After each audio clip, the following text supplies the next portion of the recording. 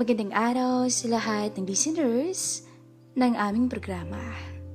Tara na at ating pakinggan ang pang-apat na kabanata ng ating story.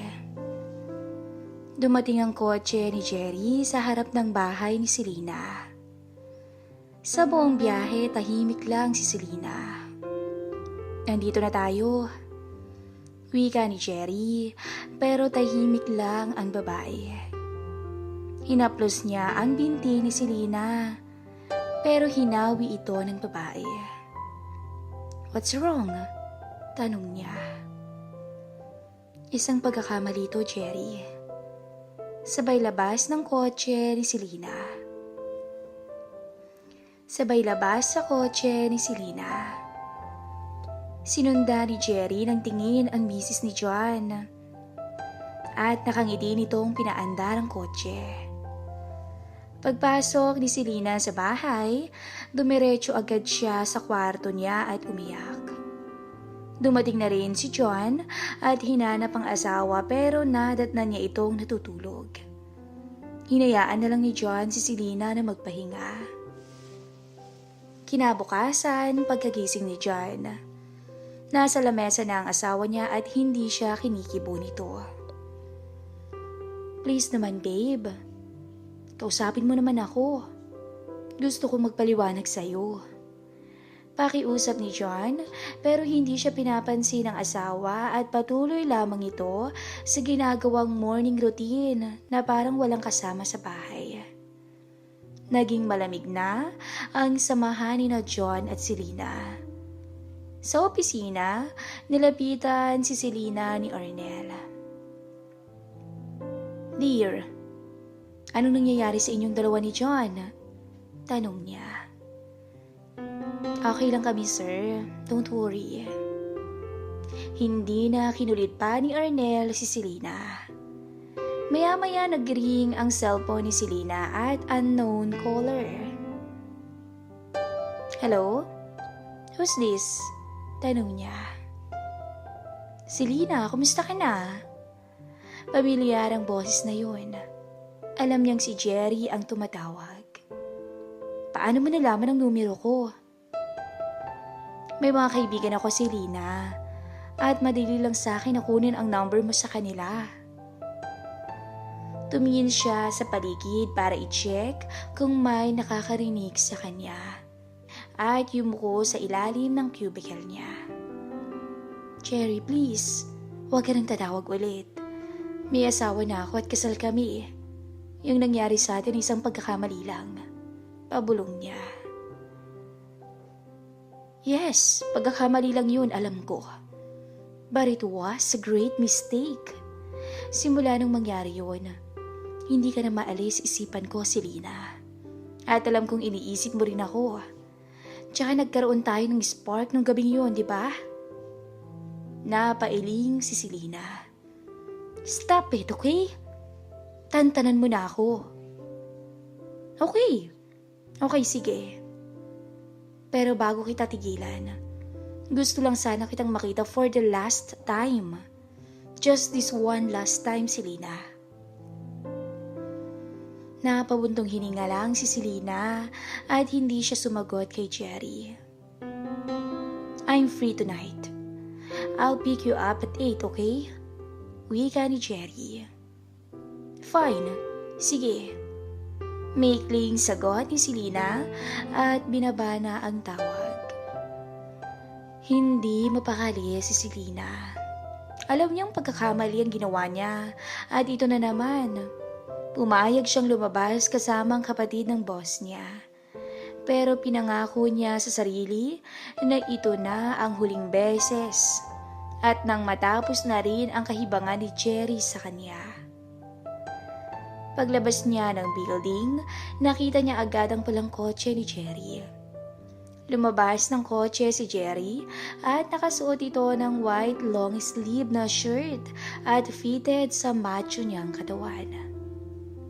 "Hi, Selena." Pagbati niya. Pumasok si Selena sa kotse at pinaandar na agad ni Jerry.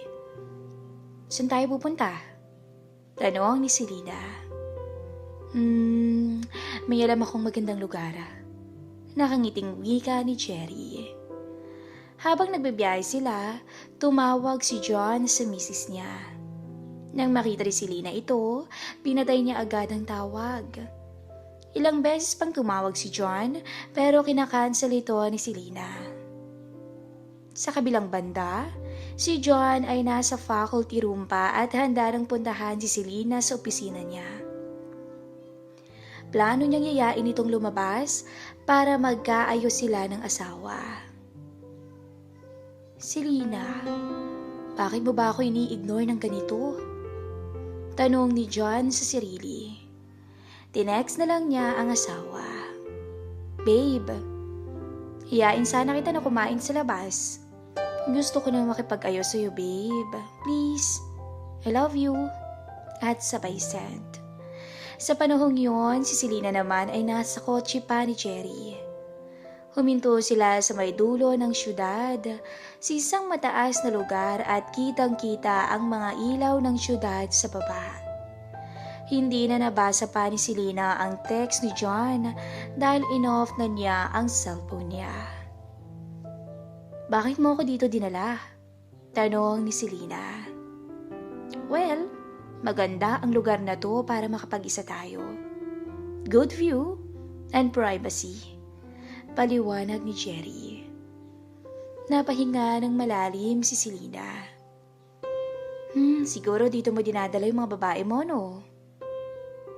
Napatingin naman sa kanya si Jerry. Ano? Ano ba yung sinasabi mo? Tanong niya. Wag ako, Jerry. Marami na akong naririnig tungkol sa'yo, no? Alam kong player ka, and I don't wanna be played. Napangiti si Jerry. Oh no, of course not. Hindi kita paglalaroan. Kasi alam kong player ka din. Sabay haplos ni Jerry sa pisngi niya. Anong pinagsasabi mo?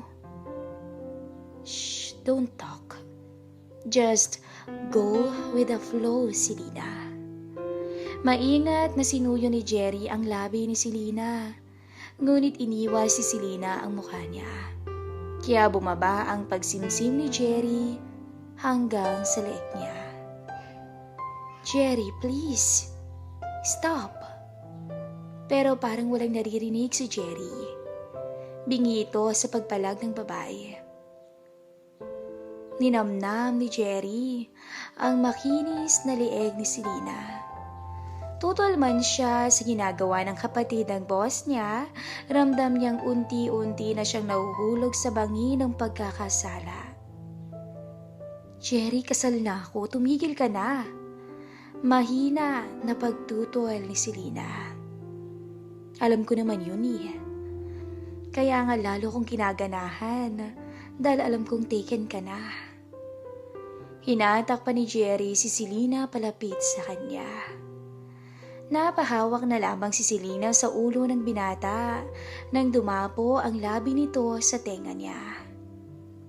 Samantala, nakauwi na si John sa bahay nila. Tahimik sa loob ng bahay. Selena! Walang sumagot sa tawag niya. Tinungo niya ang kwarto at kusina pero wala si Selena sa bahay. Asan ka na ba, Selena? Bulong niya. Tinawag niya o tinawagan niya ulit si Selena ngunit hindi niya ito makontak. Shit naman oh. Nasan ka na ba? Labis na ang pagkabahala ni John.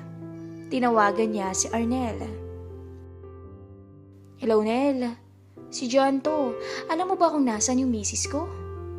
Tanong niya. Ha? Maaga siyang lumabas eh. Sabi niya, niyaya daw siya ng kaibigan niyang mag-bar hopping yata. Napakamot ng ulo si John. Ganun ba? Bakit hindi ko siya makontak? Well, alam mo naman ang mga bars, minsan walang signal sa loob. Besides, parang may problema kayong dalawa so baka kailangan niya lang ng space. Makabubuti siguro kung hayaan mo na muna siya. Pagpapayo ni Arnel. Kahit papaano ay nawala ang pag-aalala ni John sa misis niya. Nagpasalamat si John sa payo ni Arnel at ibinaba na ang tawag. Nagpasya na lamang siyang manood ng TV sa sala. Samantala, patuloy naman ang makasalanang pagpapakasasa ng misis ni John at kapatid ni Arnel. Walang tigil at puno ng panggigigil. Inadjust na ni Jerry ang sandalan ng upuan ni Selena at binaba ito. Pinahiga niya ang babae. Sandali, tumigil ka na, Jerry. Tinutulak ni Selena si Jerry papalayo pero wala siyang lakas. Nag-alis na agad ng t-shirt at pantalon si Jerry. Pumwesto ito kaagad kay Selena. Alam mo, Selena, sigurado akong masihigatan ko ang mister mo. At hinding-hindi ka magsisisi. Dumapo agad sa isip ni Selena ang ala-ala ni John. Ang mga masasayang araw nila. Yung dates, panliligaw, kasal at mga romantic moments nilang dalawa. Napaluha si Selena. Maya-maya pa ay umuuga na ng malakas ang kotse nang magsimulang angkinin siya ni Jerry. Napapanganga na lamang si Selena at halos mabaliw ito sa tindi ng tinatamasa. Hindi na niya napigilan ang sarili at tuluyan na itong natangay ng kahinaan. Ito ang kauna-unahang pagkakataon na nagtaksil si Selena kay John dahil marahil sa galit na nararamdaman niya sa asawa. Wala siyang pag-aalinlangang gumawa ng kasalanan. Sa isip-isip ni Selena ay bawi-bawi lang. I'm sorry, John, pero ikaw din ang may kasalanan ng lahat ng to. Bulong niya sa sarili. Nasorpresa na lamang si Selena sa nararamdaman niya. Walang konsensya o pagsisisi ang pumasok sa isipan niya. Iisa lang ang nararamdaman niya ngayon. Iyon ay ang satisfaction sa sarili. Abangan ang susunod na kabanata ng ating istorya.